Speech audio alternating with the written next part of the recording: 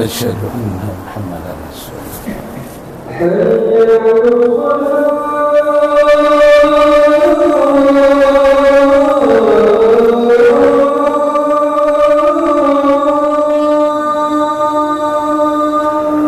لا حول ولا قوة إلا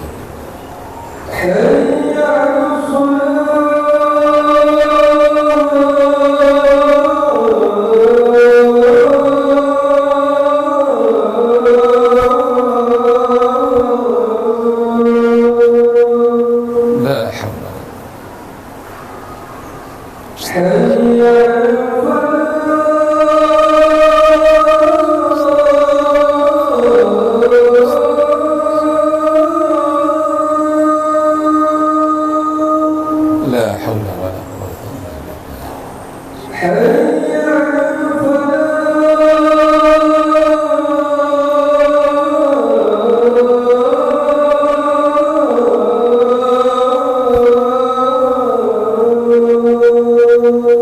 لا حول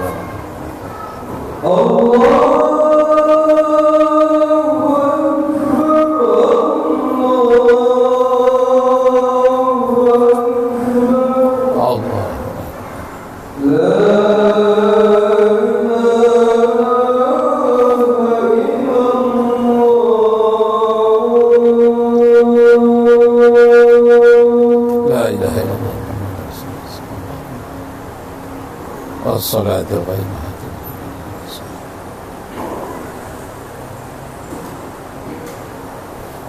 أستغفر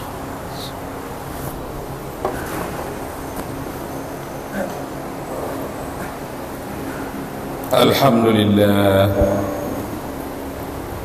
لله الذي خلق السماوات والأرض وما بينهما في 6 أيام أشهد أن لا إله إلا الله وحده لا شريك له وأشهد أن محمدا عبده ورسوله أشرف الأنام اللهم صل وسلم وبارك على محمد وعلى آله وأصحابه أجمعين أما بعد فيا عباد الله أوصيكم وإياي بتقوى الله فقد فاز المتقون قال الله تعالى في القرآن الكريم يا أيها الذين آمنوا اتقوا الله حق تقاته ولا تموتن إلا وأنتم مسلمون فقال أيضا وإن هذا صراطي مستقيما فاتبعوه ولا تتبعوا السبل فتفرق بكم عن سبيله ذلكم وصاكم به لعلكم تتقون صدق Allahul Azim. Kaum muslimin sidang Jumat yang berbahagia, puji dan syukur kita persembahkan kehadirat Allah Subhanahu wa taala. Salawat dan salam kepada Rasulullah sallallahu alaihi wasallam. Khatib tak lupa berwasiat kepada kita semua, termasuk diri khatib sendiri. Marilah kita tingkatkan ketakwaan kita kepada Allah dengan sebenar-benarnya takwa, dan janganlah mati melainkan dalam Islam. Sidang Jumat yang berbahagia, khutbah kita tentang persaudaraan terhadap masyarakat Palestina. Khusus untuk negara Republik Indonesia, bagaimana persaudaraannya dengan Palestina?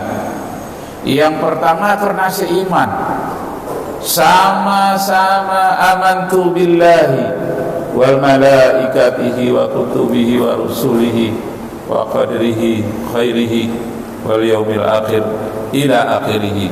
Sama-sama beriman, sama-sama beragama Islam.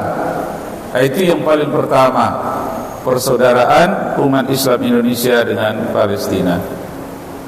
Yang kedua, sama-sama mencintai Masjidil Aqsa.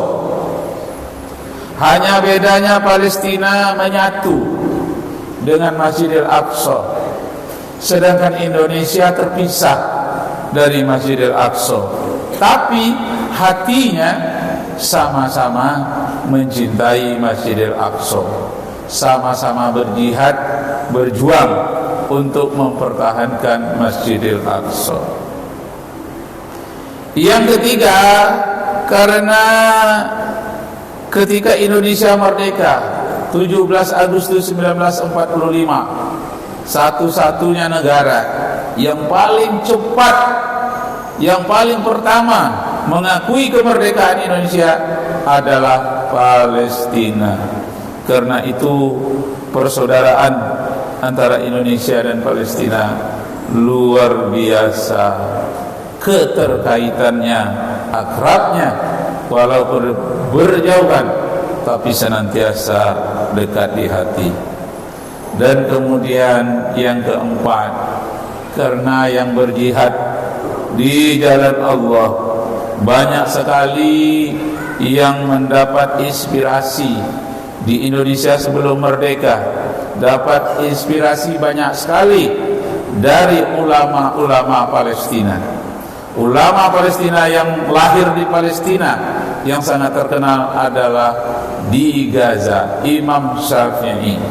Imam Syafi'i itu adalah orang Gaza yang hafal Al-Quranul Karim ketika berumur 7 tahun. Sampai sekarang orang-orang Palestina, orang-orang yang taat tetap mendidik anaknya, berusaha banyak menghafal Al-Quran semenjak dia umur 5 tahun ke atas.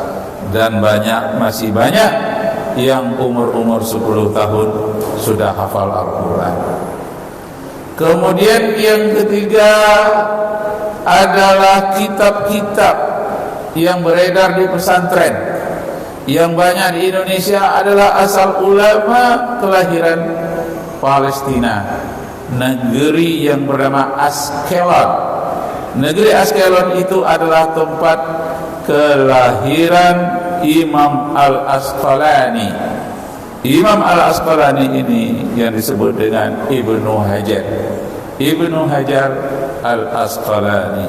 Bukunya, kitab-kitabnya begitu banyak di Indonesia, baik yang berkenaan dengan Al-Quran maupun yang berkenaan dengan hadis.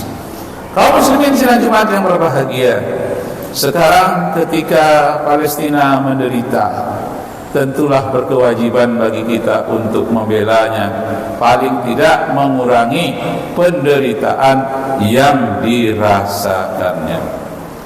Kaum muslimin sidang Jumat yang berbahagia, dan Indonesia telah melakukan seperti itu.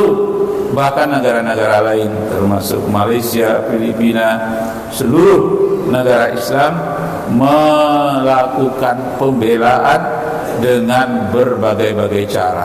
Bahkan juga ada negara yang non-muslim simpati, mereka membela bukan berdasarkan iman, bukan berdasarkan Islam, tapi berdasarkan kemanusiaan.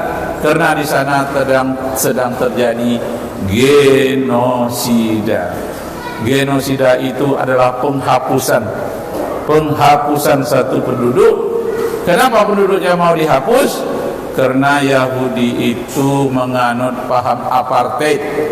Artinya hanya suku Yahudi saja yang boleh tinggal di situ.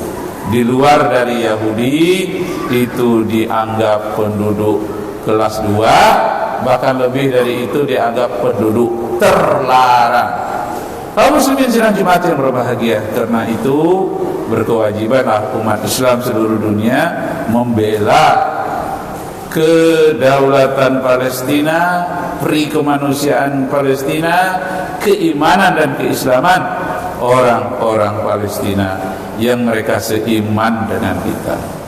Kaum muslimin yang berbahagia, sejarah ini berputar. Sejarah ini selalu mengulang kisahnya dan akan selalu berbalik. Sekarang Palestina menghadapi pembantaian seperti itu. Bagaimana kalau nanti dibalik? Kita yang mengalami. Siapa yang akan membela kita? Tentu saudara-saudara kita dari negara lain.